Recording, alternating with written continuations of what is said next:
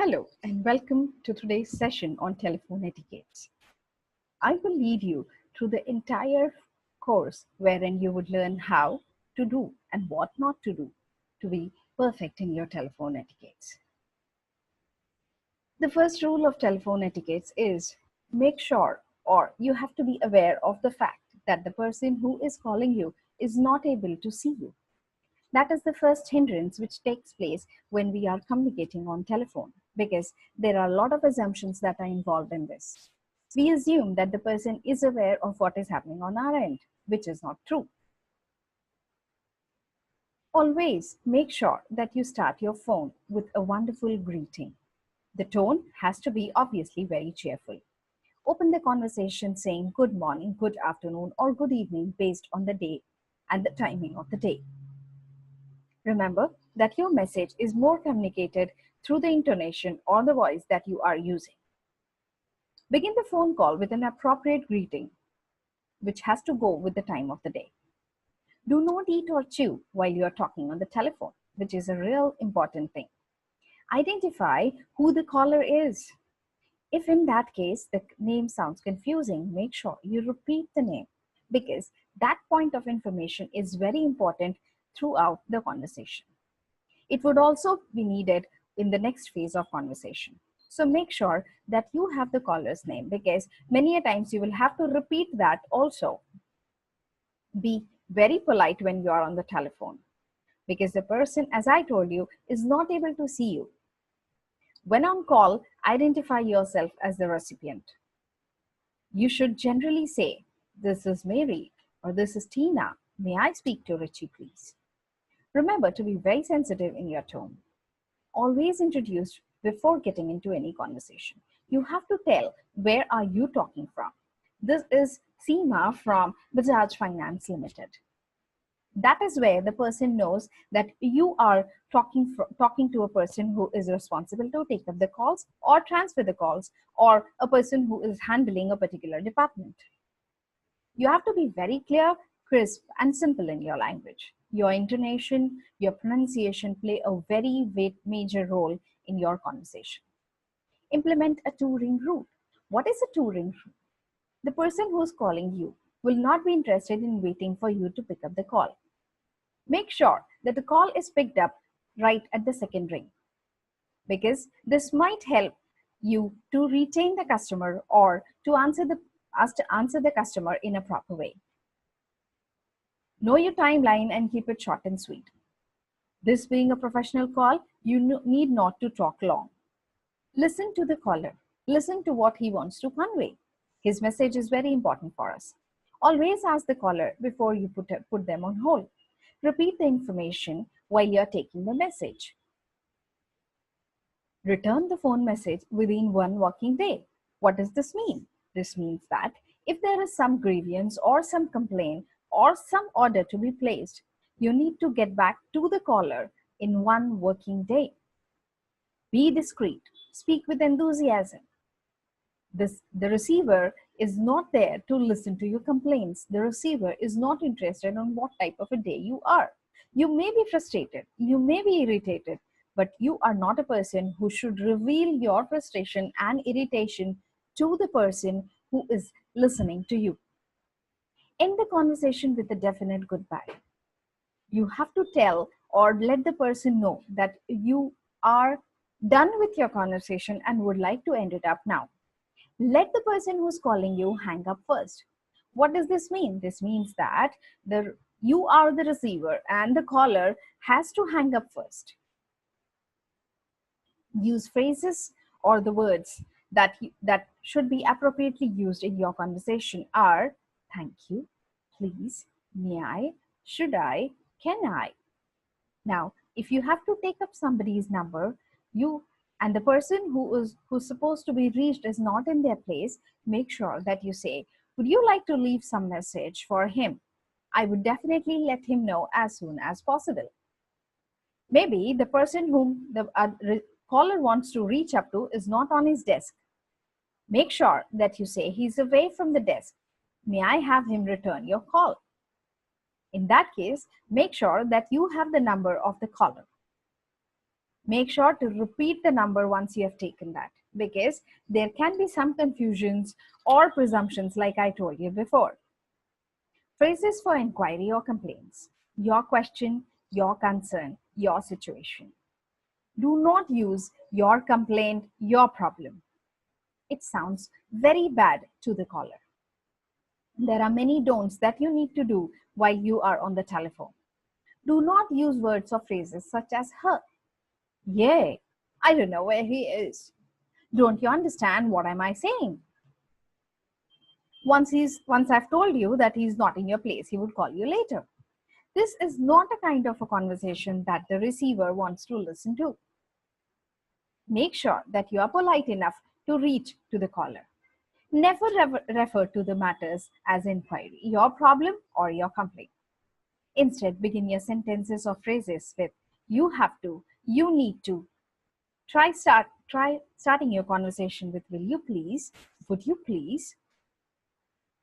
Avoid off as abrupt and unprofessional by all means and refrain from using expressions. Now, what are those expressions that you should not use? You should not say hang on because it's a professional call. So you need to say, may I put you on hold with all your permissions? All right. You should not say hold on. Instead, what should you say? You should say, may I say who's calling, please?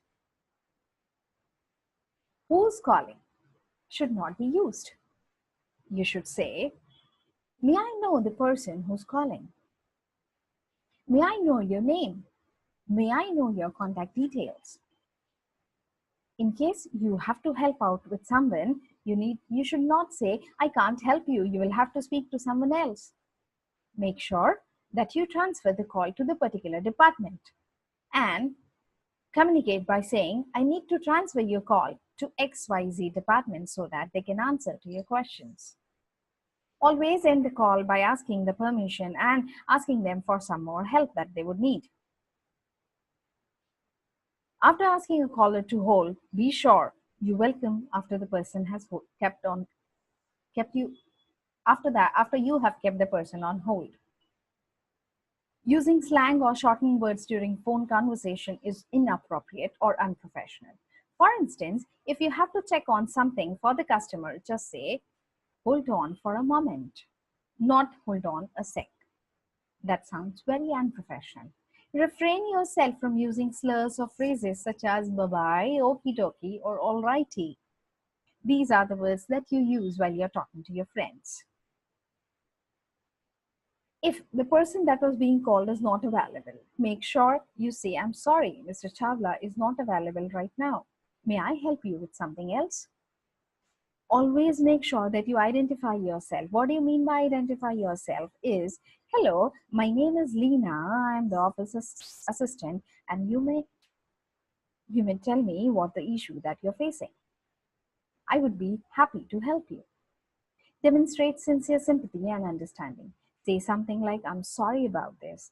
Tell me what has happened. I would surely help you. A good phone message includes, when you get a call, you need to make sure that the entire message is noted down properly. It has some kind of an order. What is that order? Name of the person for whom the message was left. Caller's name, company, department, and number. Make sure the number is repeated so that you note down a perfect number. Date and the time. Now, what are these date and the time details? These are the time details which the person has to get back to. If the person is placing up some order, make sure the date and the time that you are letting know to the customer or to the caller are appropriate. Actions to be taken: please call, will call back, urgent are the notes that you write for the receiver. Once the caller has put down the call, make sure you have entered all these details so that you can pass it on to the appropriate person and let them do the needful. Also, make sure to use when is the best time for them to call you back. That is how you give proper importance and you end up the call in a proper way. There are some self-assessment questions that are followed after this course. Please make a note of them and rate them from 1 to 10, wherein 10 is the highest. Supposedly, the rate and the speed of the voice. If you are the caller and you would like to rate me, where would you rate me? What is the rating that you would give me? Rate and the speed of the voice. If a person on the other end is speaking very fast because he is there to answer your calls, you would not rate him 100% or you would not rate him 10. Your pauses, your intonation, your expression, and your pronunciation holds a very greater space in this area. Initial tone at call opening. That means, did the person greet you? How was the greeting? A person over the phone can say, "Good morning, how may I help you?" This is not the way the receiver would appreciate. You have to say, "Good morning, how may I help you?" Clarify your thought and expression. So, whatever you would like to express and whatever are your thoughts, you need to be very clear in that. You have to be crisp in your diction, your overall voice characteristics, your confidence, your projection, honesty, sincerity. Everything plays a very, very vital role. Thank you to be the patient listeners. Hope you enjoyed this session with me.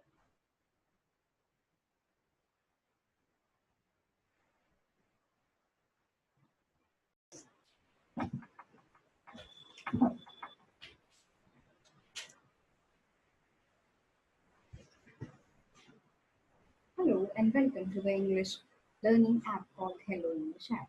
This app is very easy to use. Comes in a lot of languages which helps your learning very easy. Hello English app has so many topics that you can ever think of. Every topic has their own importance and their own notes followed by that. For your reference, you may go to the tab, download it, and then start using it. It's the most easiest way to learn English. Today, to give you a walkthrough to the entire app, I will take you through some lessons. Few of them are passive voice. Now, what do you mean by passive voice? Passive voice has another friend called as active voice. Now, active voice is something that describes a sentence where the subject performs the action. Supposedly, I threw this pen. So I am the subject and I'm performing the action of throwing this pen. So herein, I am talking in the active voice, or this is the active voice. The teacher threw the pen. The pen was thrown by the teacher is the passive voice. Passive voice is nothing but the subject is acted upon by the verb. Now, when I say the teacher threw the pen, it was me who was acting on the pen. But in the passive voice, the pen was thrown by the teacher. The subject is being acted upon. The teacher corrected the mistakes. The mistakes were corrected by the teacher. Herein, the mistakes are being acted upon by the teacher. The kids forgot the whole story in few days. This is what happened. But when we talk in passive voice, the sentence becomes the whole story was forgotten by the kids in few days.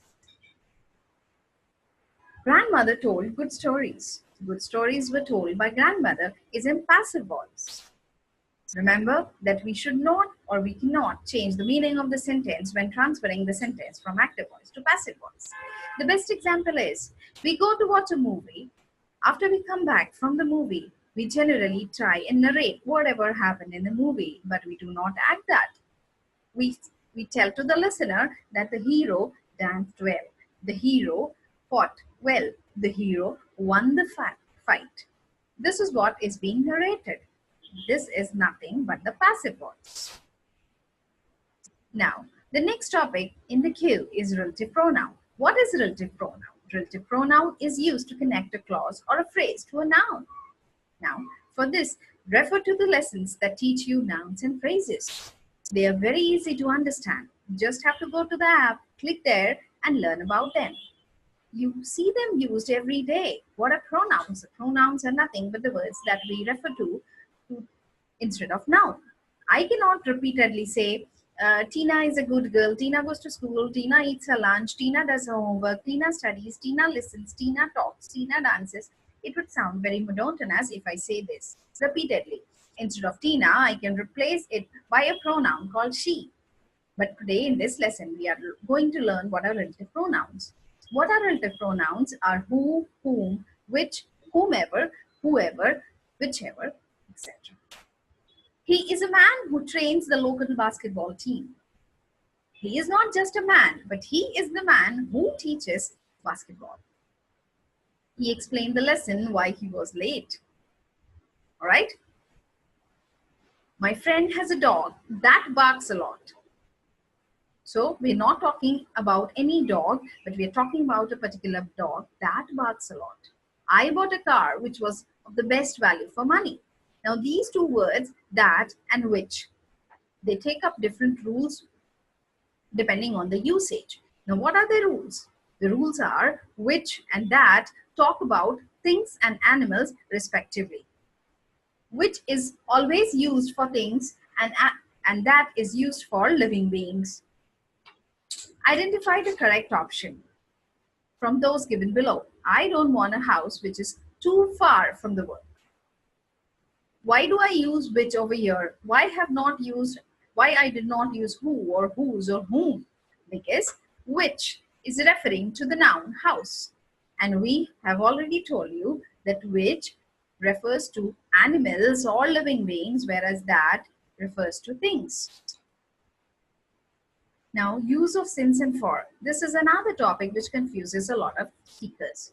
We are non-native speakers of English and we have a lot of confusion in these similar words. Many a times you must have heard people using for since and since for. Now, what is the exact usage of since and for we would be learning today? Generally, we use for to tell a span of time. Now, this can be very vague period like for a weekend, for some time, for a long time, for ages, for decades. Now, what decade? What weekend? What long time? We are not referring to that specificity of the time period while talking using these terms. The most important point is that for is used to specify a particular period of time. Now, this particular period of time can be any time. We are not getting specific about it. In English, by using for, we have a formula which says for plus a period of time. Let us move to the topic that says since. Now, what do you mean by since? Since refers to a point of time. Since can be a time that lasts from a specific time period that started on and it would end on a specific time period. Now, what is this time period? We are talking about since when we say, supposedly, have you ever visited some of the monuments or some of the important places or say government offices, or there are many buildings that come up with a inscribed writing that says since 1847, since 1952. What is this since? This since is that period when it stood first and it has been standing there from then. So it is standing here for a period of 20 years. But from when? From when would always be answered by since. The basic formula for using since is since plus a particular period of time. For is used with a period of time. Since is used to refer to a specific period of time. We use for and since with similar tenses.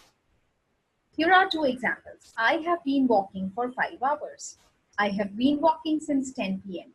The sentence that uses since tells us about the time that the walking started up. But the sentence that uses for does not tell us about when did the walking start. Let us look at the next example. We have lived here for 20 years. We have lived here since 1985. So when we talk about since and for, it tells us about two different periods of time wherein since gives us a perfect information and for gives us a particular information. Now talking about tenses, which is again a killer subject for many of us. Now what is this tense? This tense is about present perfect tense. Present perfect tense is always used during interviews.